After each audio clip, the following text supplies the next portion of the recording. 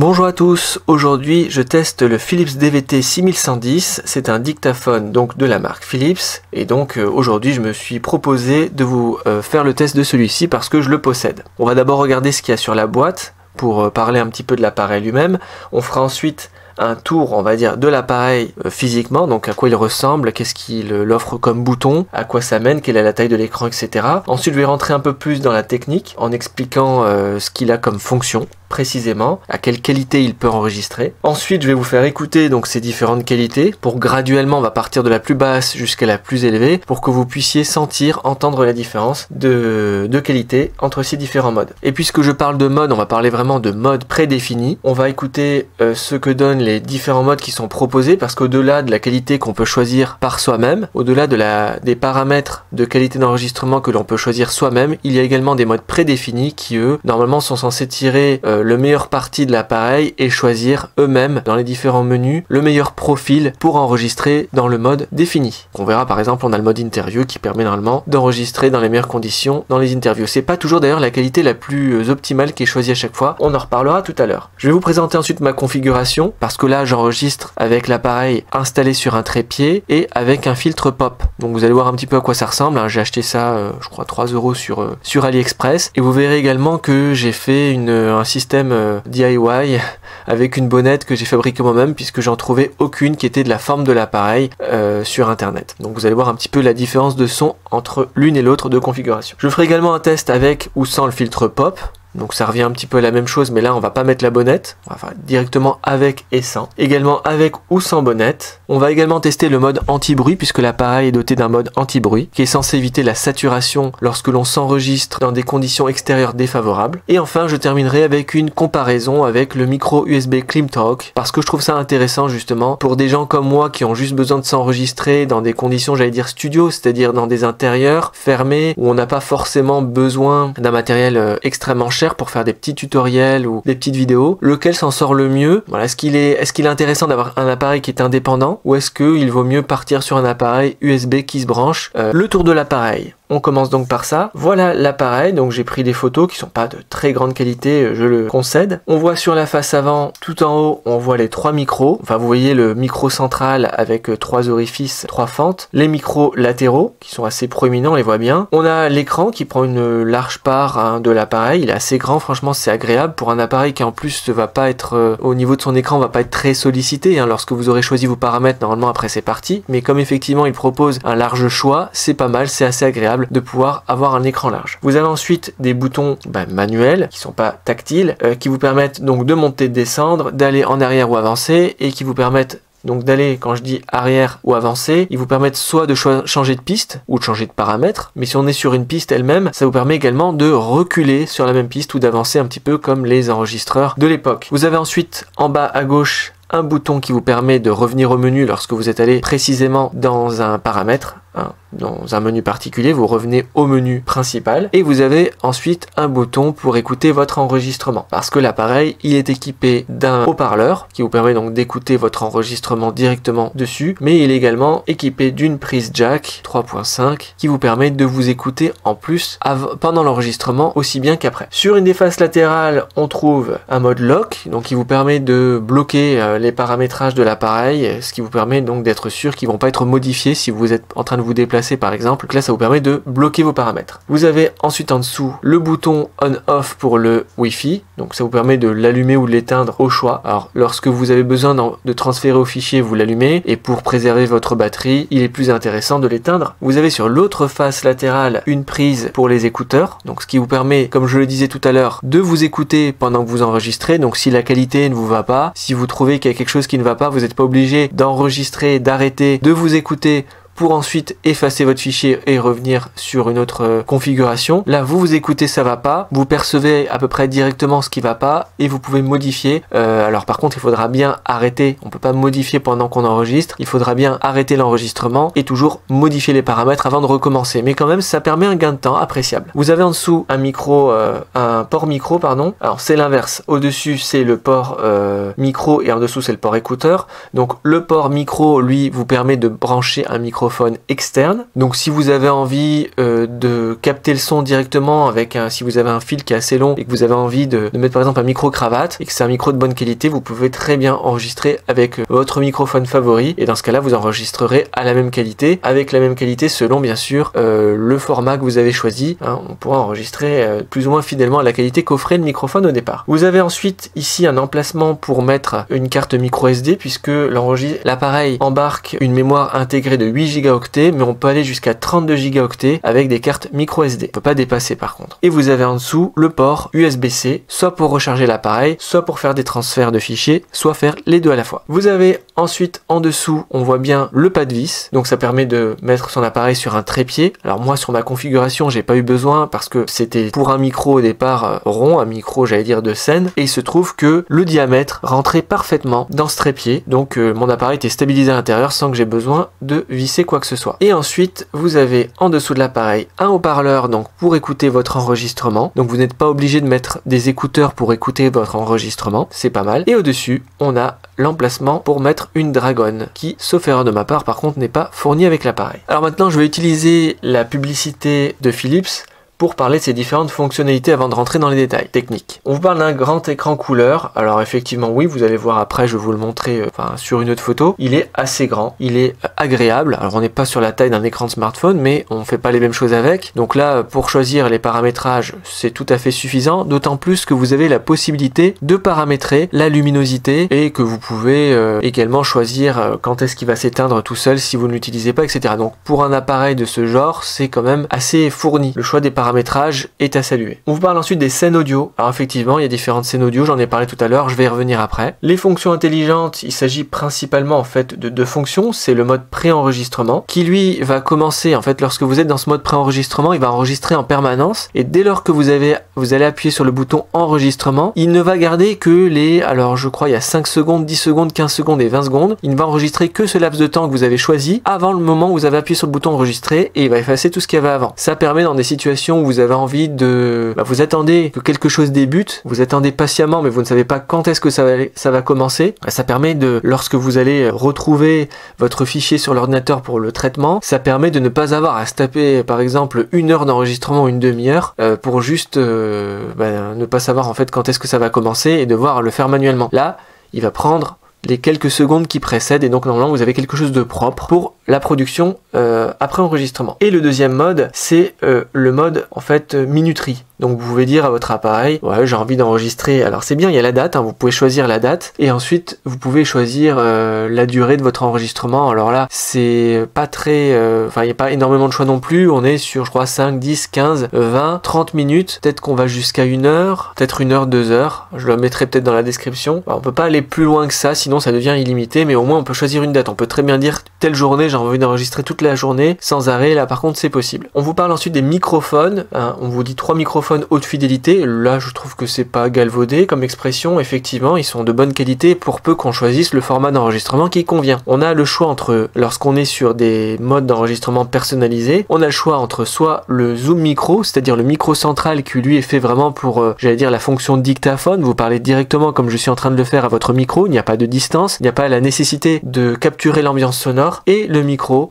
le choix des 2 micros latéraux 360 degrés qui là donc va vous permettre de capter l'environnement, l'ambiance sonore de votre environnement dans son intégralité. On vous parle ensuite de la qualité d'enregistrement de 24 bits 96 kHz. Là c'est la qualité maximale. On va voir tout à l'heure, il y a différentes qualités de captation qui sont vraiment très différentes, mais qui également vont changer de façon très importante, très sensible, le poids de votre fichier final et la durée d'enregistrement. Ça va jouer sur la batterie également. Enregistrement au format MP3, donc là ça sera pour les gens qui sont pas forcément exigeants. Alors pas forcément exigeants, attention, on peut être sur des qualités tout à fait suffisantes pour de la captation de voix comme je fais lorsqu'on n'est pas en format WAV, WAV. Le MP3 ça peut être tout à fait suffisant, mais par contre si vous voulez enregistrer de la musique et que vous ne voulez aucune compression, là le MP3 sera pas forcément indiqué. Mémoire interne de 8 Go, donc on en parlait tout à l'heure, effectivement on peut capturer pas mal de choses avec 8 Go. Attention si on n'est pas en mode sur de la captation de son de qualité WAV, de format WAV. Là on vous dit qu'on peut stocker jusqu'à 88 jours d'enregistrement, mais ce qu'ils ne vous disent pas c'est avec la qualité la plus basse, c'est-à-dire 8 kilobits par seconde au format MP3, ce qui est vraiment très très bas. Même si vous voulez capter uniquement votre voix, vous allez sentir que la qualité est vraiment pas au top. Très longue autonomie de la batterie, donc là on a un appareil avec une batterie déjà incorporée, un petit peu comme sur les smartphones, on ne peut pas, elle n'est pas amovible, mais vous n'avez pas besoin de piles, par contre ça c'est un avantage quand même indéniable. On vous dit ça permet jusqu'à 36 heures d'enregistrement, et bien là c'est 36 heures si vous êtes sur la qualité la plus basse. Au format WAV, je n'ai pas fait le test, d'autant que comme vous le savez, les batteries tendent malheureusement avec le temps à devenir moins efficaces. Télécommande, on vous dit que vous pouvez commander à distance par l'intermédiaire du logiciel Voice Tracer, donc vous pouvez chercher sur l'App Store ou sur le Play Store si vous utilisez Android. Vous pouvez donc télécharger ce logiciel qui ne prend pas énormément de place, qui est très intuitif je trouve. Vous pouvez donc commander à distance votre appareil. Finalement quand ils disent commande à distance c'est quoi? C'est décider de commencer à enregistrer, changer de dossier d'enregistrement et également changer le mode d'enregistrement. Donc les paramètres présélectionnés, vous pouvez les modifier à partir de là. C'est très succinct, mais c'est suffisant, on n'en demande pas plus, hein. Les paramètres sinon vous pouvez les modifier sur l'appareil lui-même. Et enfin on vous parle du partage facile. Alors j'ai pas testé tous les partages possibles, moi je me suis cantonné à faire des partages entre mon smartphone et mon dictaphone. Voilà, j'ai fait uniquement l'un à l'autre, mais il n'y a aucun problème, le transfert se fait rapidement. Il suffit de sélectionner dans le dictaphone le réseau de son téléphone portable. Il faut être en mode partage avec son téléphone et ça permet donc d'envoyer les fichiers. Concernant les caractéristiques techniques précises, je vous les affiche là, je vous laisse les lire vous-même parce que je ne vais pas mieux parler, je ne vais pas mieux exprimer ce qui est écrit là, je vais me contenter de lire, ce serait stupide de passer de prendre votre temps, alors que vous pouvez chercher directement l'information qui vous intéresse. Mais là, vous voyez par exemple les durées d'enregistrement, on vous parle de 2147 heures en MP3 8 kilobits par seconde. Et lorsque vous passez à l'enregistrement maximal, la qualité maximale, vous êtes passé à 3 heures en termes de mémoire. Hein. Donc voilà, ce genre de détail peut être intéressant pour vous. Je passe à la suite. Donc voilà, maintenant, on passe au format d'enregistrement et je vais vous faire écouter les différentes qualités d'enregistrement pour que vous puissiez vous faire une idée de ce que chacune d'entre elles vaut. Je reste avec la captation du son par le micro central. On commence ici avec la qualité la plus basse de l'appareil, et 8 kilobits par seconde, format MP3. Je suis maintenant toujours au format MP3 mais en 32 kilobits par seconde. Format MP3, 64 kilobits par seconde. Normalement vous devriez commencer à sentir une différence et une amélioration notable de la qualité. Format MP3, débit de 96 kilobits par seconde. Format MP3, 128 kilobits par seconde. Là on commence normalement à se rapprocher vraiment de ce que l'on peut utiliser dans un enregistrement qu'on publierait par exemple en ligne. Format MP3, 192 kilobits par seconde. Là normalement la qualité elle est plutôt pas mal. Format MP3, 256 kilobits par seconde. Pour moi, pour mon usage, c'est amplement suffisant. On arrive maintenant au maximum du débit du format MP3, 320 kilobits par seconde. Format WAV maintenant, en 22 kHz, 16 bits. Format WAV, PCM 44,1 kHz, 16 bits. Format WAV, PCM 48 kHz, 16 bits. Et enfin, je reviens au PCM 96 kHz, 24 bits, c'est-à-dire la qualité la plus optimale, la plus élevée de l'appareil, celle avec laquelle je me suis enregistré depuis le début de la vidéo. On va maintenant parler des différents modes. J'en ai parlé au début, j'y reviens maintenant. Donc je vous avais expliqué en début de vidéo que lorsque vous choisissez ces modes, eux, ils vont présélectionner ce que en fait vous pouviez déjà modifier par vous-même dans les paramètres avancés. C'est-à-dire par exemple le format d'enregistrement. MP3 ou WAV. La qualité d'enregistrement, si vous êtes en MP3, est-ce que ce sera du 8, du 16, du 32 ou du 320 kilobits par seconde? Et bien ça, les modes présélectionnés, enfin les modes vont eux-mêmes sélectionner ces paramètres précis. Donc on va dire que théoriquement ils arrivent à la qualité optimale dans le domaine dans lequel ils sont censés exceller. La vidéo a été, le son de la vidéo a été enregistré avec le mode personnalisé, mis à part les moments où je vous ai précisé que je changeais de qualité. Donc là je vous ai dit sur le format WAV avec la qualité maximale, 24 bits et 96 kHz. On commence ce tour d'horizon des différents modes avec le mode interview. On est au format MP3 128 kilobits par seconde. Donc comme je disais tout à l'heure, c'est l'appareil qui va sélectionner dans les différents paramètres lui-même les caractéristiques qu'il pense, on va dire, le mieux correspondre au format d'enregistrement voulu. Donc là si on est sur interview, si on est sur un mode interview, il va sélectionner ce qui a priori va permettre de mieux capter notre voix comme celle de notre interlocuteur. On passe maintenant au mode discours. On est toujours au format MP3 128 kilobits par seconde. Et donc, comme son nom l'indique, théoriquement, il devrait être, je pense, en mesure de vraiment se focaliser sur la voix d'une personne. On est maintenant dans le mode réunion. Alors, il y a une chose que j'ai pas dit jusque-là, c'est que l'on soit en mode réunion, discours ou entretien, on a toujours le filtre anti-vent qui est activé. Alors, je suppose que c'est pour éviter peut-être les effets de pop, c'est probable, ou pour éviter une certaine saturation du son s'il y a des voix qui portent plus que d'autres. Là, on est en format MP3, encore en 128 kilobits par seconde d'ailleurs. Je suis maintenant en mode musique. Et là, on change tout à fait de format, on est au PCM 44,1 kHz, 16 bits, donc c'est ce qu'on disait tout à l'heure. L'appareil, dans sa publicité, nous présente le format WAV avec avec 2-3 formats. Il y en a peu, comme on a vu tout à l'heure en WAV. Il présente ces formats comme étant plus à même de retranscrire la qualité sonore d'un enregistrement musical. Et on n'est pas sur le... C'est intéressant de voir qu'il n'a pas choisi quand même le format le plus élevé, enfin le débit le plus élevé. Il s'est arrêté à 44,1 kHz, mais ce qui est tout à fait correct. Donc on est sur un format non compressé. Et là par contre, l'appareil désactive automatiquement, dans ce mode-là, le filtre anti-vent. Je suis maintenant sur le mode remarque. On passe cette fois-ci à un format MP3 64 kilobits par seconde. Donc là, c'est vraiment, je dirais, pour la fonction dictaphone, on a envie de prendre des notes. On n'a pas forcément besoin d'une qualité qui est très importante. On a surtout besoin de pouvoir entendre distinctement ce qu'on a dit et de pouvoir en stocker le plus possible. Et on remarquera, comme à chaque fois qu'il y a une prise de voix directe sur de la parole, l'appareil choisit directement, automatiquement, le filtre anti-vent. On passe maintenant au mode reconnaissance vocale. On est sur du MP3 à 96 kilobits par seconde. C'est le format qui va être retenu, donc pour théoriquement qui doit être optimal pour utiliser des logiciels de reconnaissance vocale. On sait que cet appareil il est compatible avec Dragon Naturally Speaking, donc vraiment c'est le logiciel, j'allais dire, de référence dans la transcription, la dactylographie, donc la transcription d'un discours oral à l'écrit, et c'est un logiciel qui excelle dans le domaine. Sur le site de Philips d'ailleurs, dès qu'on achète l'appareil, il vous propose assez rapidement des remises, plus ou moins bonnes d'ailleurs, mais il vous propose des remises pour acheter le logiciel, dont une version correspond d'ailleurs tout à fait à l'appareil. Concernant le mode vidéo, finalement je peux pas le tester, je l'avais jamais essayé jusque là, je viens d'essayer et en réalité c'est simplement, il doit certainement calibrer, j'allais dire la qualité la plus élevée, donc celle que j'utilise actuellement, mais il ne vous permet pas d'enregistrer, c'est simplement un mode qui est censé pouvoir permettre à l'appareil d'être branché directement à un caméscope, de façon à ce que vous puissiez faire une prise de son directe avec le dictaphone en même temps que vous faites la vidéo. Donc c'est un mode d'ailleurs plutôt pratique je trouve pour ça évite d'avoir deux fichiers lorsqu'on a un rush et que on veut pouvoir éditer sa vidéo assez rapidement. Donc c'est un mode, je pense, c'est une initiative à saluer de la part de Philips. Je vous montre maintenant ma configuration puisque je vous en parlais tout à l'heure. Je suis sur un trépied pour micro traditionnel, micro arrondi j'allais dire, un micro de scène, mais ça rentrait parfaitement donc je me suis dit pourquoi ne pas l'utiliser pour ça, avec un filtre pop à l'avant et comme je le disais tout à l'heure, j'ai dû avoir ça pour à peu près 3 € sur AliExpress. Je vous montre également une photo de ma petite bonnette fabriquée par mes propres soins, donc j'ai pris pareil sur AliExpress, j'ai pris une grosse bonnette et je l'ai redécoupée de façon à ce qu'elle puisse correspondre exactement à la forme de l'appareil et sa taille, puisque rectangulaire comme ça aurait pas été facile à trouver. Je fais maintenant un test avec ou sans filtre pop. Là je suis depuis tout à l'heure avec mon filtre pop. Maintenant je vais le déplacer. Voilà, normalement le filtre pop ne couvre plus l'appareil. Je me rapproche volontairement et je vais prononcer des mots avec des P. Péripéties, partiellement, partage, papy. Voilà, avec plusieurs P.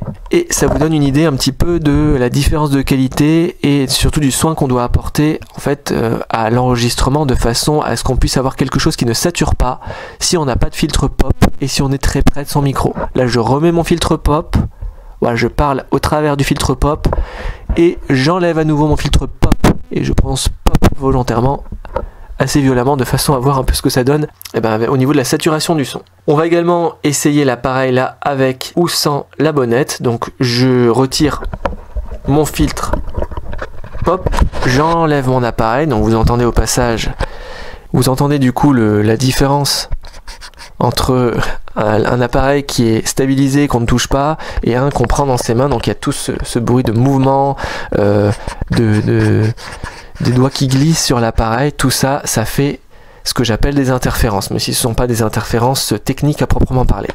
Donc maintenant je vais essayer de mettre la bonnette, là j'avais pas de bonnette, j'étais tout près du micro. Là j'ai mis la bonnette, à voir un petit peu ce que ça donne. Alors bien sûr elle est faite par mes soins, c'est pas une bonnette du marché qui est faite pour cet appareil, mais je pense que ça permet de limiter justement ces sons parasites. Je l'enlève à nouveau. Voilà, qu'est-ce que ça donne? Est-ce que c'est mieux, c'est moins bien? À mon avis c'est moins bien, peut-être plus fort par contre. Je remets ma bonnette. Voilà, est-ce que vous entendez les sons parasites, parasite, partiel, papille. Voilà, encore des sons en P. Et voilà, maintenant je vais tester sans la bonnette et je vais prononcer encore des mots justement prononcés partiellement, partie, volontairement des mots qui normalement expulsent pas mal de souffle. Je voudrais rectifier quelque chose que j'ai dit en début de vidéo, je me viens seulement de m'en rendre compte, l'appareil n'est pas doté juste d'un filtre anti-vent, il est doté d'un filtre anti-bruit et d'un filtre anti-vent. Ce sont deux modes, en quelque sorte deux paramètres qui sont complètement séparés. Et là, je suis en train de tester le filtre anti-bruit en désactivant le filtre anti-vent. Autre précision à apporter, lorsque je me suis enregistré en mode interview, discours, réunion, remarque, reconnaissance vocale, en fait tout ce qui permettait, enfin les modes qui étaient le plus concentrés sur l'enregistrement de la voix, avaient activé en réalité automatiquement le filtre anti-vent et pas le filtre anti-bruit. Donc il y a une icône en fait assez caractéristique qui apparaît sur l'appareil lorsque l'on le met de façon, j'allais dire, que ce soit automatique par les modes ou par les paramètres avancés par soi-même. On voit trois traits un peu courbés qui font penser au vent et donc on voit que le mode anti-vent est activé. Donc là je suis en train de tester le mode anti-bruit. Et pour tester ce mode anti-bruit, je vais retirer mon filtre pop pour voir si jamais ça nous permet d'éviter la saturation. Donc là je me rapproche volontairement très proche du micro et je recommence à prononcer des mots qui expulsent du souffle. Prononcer, parler, travailler, si ça permet d'éviter une saturation du son, normalement ça devrait s'entendre assez facilement. Je remets là le filtre pop. On va maintenant passer au test du filtre anti-vent. Donc vous avez déjà pu entendre un peu tout à l'heure parce que je l'ai déjà utilisé de façon automatique dans les modes, donc comme j'ai dit, interview, discours, réunion, remarque et reconnaissance vocale. Je passe maintenant donc au mode filtre anti-vent, donc celui qui était activé comme j'ai dit avant déjà par d'autres modes, donc vous avez déjà eu l'occasion d'entendre. Je suis par contre encore avec le filtre pop. Je vais maintenant l'enlever et je me rapproche. Je parle tout près du micro. Est-ce que ça permet de limiter la saturation mieux que le mode anti-bruit? Est-ce que c'est pas du tout la même nature en termes d'effet? Eh bien, ça sera à entendre durant l'enregistrement. J'ai pas mis les écouteurs en même temps que je parle. J'aurais pu le faire, mais j'ai décidé de le faire, de vérifier ça en post-prod. Je remets mon filtre pop. On va maintenant essayer d'utiliser les deux modes en même temps puisque c'est possible. Nous voilà maintenant donc avec les deux modes activés et j'ai remis mon filtre pop. On a donc le filtre à la fois anti-vent et le filtre anti-bruit qui sont activés. Je vais enlever maintenant le filtre pop, voilà, celui qui est sur le trépied, et je parle près du micro pour voir si jamais ça nous permet de ressentir une différence évidente entre une configuration, j'allais dire manuelle, avec un filtre pop et on va dire une rectification un peu électronique, un calibrage électronique de la voix à travers des filtres intégrés à l'appareil. Pour terminer, on va quand même faire une petite comparaison avec le Klimtalk. Donc je vais mettre les deux appareils l'un à côté de l'autre pour que vous puissiez écouter et voir ce que ça donne. Voilà, je suis en train de m'enregistrer simultanément avec le micro USB et l'enregistreur numérique pour voir un petit peu quelle est la différence de qualité entre les deux. Pour information, l'enregistreur numérique enregistre en 320 kbps au format MP3. Tandis que forcément, du côté du micro USB, on enregistre dans le format qu'on voudra à la fin. C'est-à-dire qu'on capte d'abord le son et l'encodage doit se faire normalement directement avec les logiciels. Là, je me rapproche du Klimtalk, donc qui est avec sa bonnette. Et là, je me rapproche de l'enregistreur numérique Philips, qui lui est équipé d'un filtre anti-pop. Donc normalement, avec tout ce que j'ai fait jusque là, vous avez la possibilité de vous faire une idée de l'appareil, de sa qualité, des différents modes qu'il propose, alors l'autonomie vous pouvez pas forcément le voir, mais vous avez une fiche technique qui normalement vous a donné une idée de ce qu'on pouvait atteindre comme autonomie dans des conditions, on va dire, laboratoires, et vous avez également un tour d'horizon des différents modes qui présélectionnent différents paramètres. J'espère avoir été complet et suffisamment concis pour que la vidéo ne dure pas 3 heures. Je vous remercie et je vous dis à bientôt pour une nouvelle vidéo.